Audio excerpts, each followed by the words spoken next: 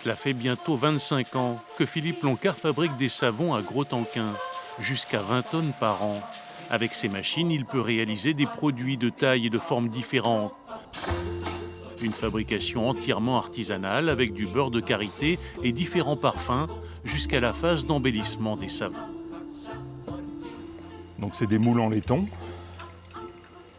Et on a juste à presser et là on a notre savon fini. C'est-à-dire qu'on est parti de ça et là il est fini. Donc il est noté le nom de notre société et derrière le parfum pour que les gens se rappellent une fois arrivés chez eux ce qu'ils ont acheté comme savon. Depuis quelques jours, le showroom attenant a été décoré aux couleurs de Noël, une période de plus en plus importante pour la petite entreprise artisanale.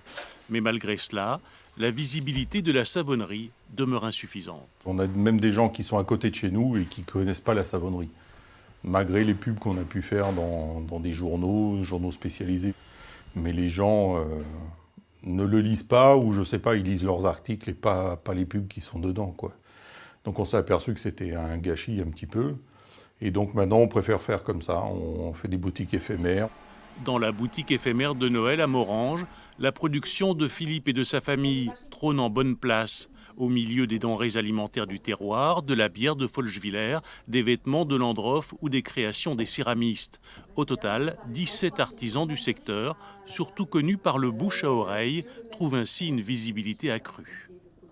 L'impulsion de ces boutiques éphémères, c'était de se dire aujourd'hui, on a vraiment un savoir-faire au niveau local qui n'est pas forcément mis en valeur puisqu'on est beaucoup sur de l'auto-entrepreneuriat.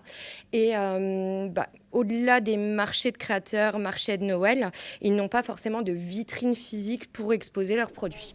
Chaque jour d'ouverture, la boutique est tenue à tour de rôle par deux des artisans qui exposent. Ce jour-là, Véronique et Marivonne, deux céramistes au travail complémentaire. Avec Véronique, on ne se connaît pas depuis longtemps, mais on s'est connus à la boutique éphémère de Saint-Avold. Et puis depuis, on ne se quitte pas, parce que maintenant, on fait de la poterie un petit peu ensemble aussi. C'est un partage, en fait. C'est échanger des choses, et puis ça fait du bien. Cette boutique éphémère de Noël est donc un lieu unique dans une petite ville comme Morange. Elle vous attend jusqu'au 24 décembre.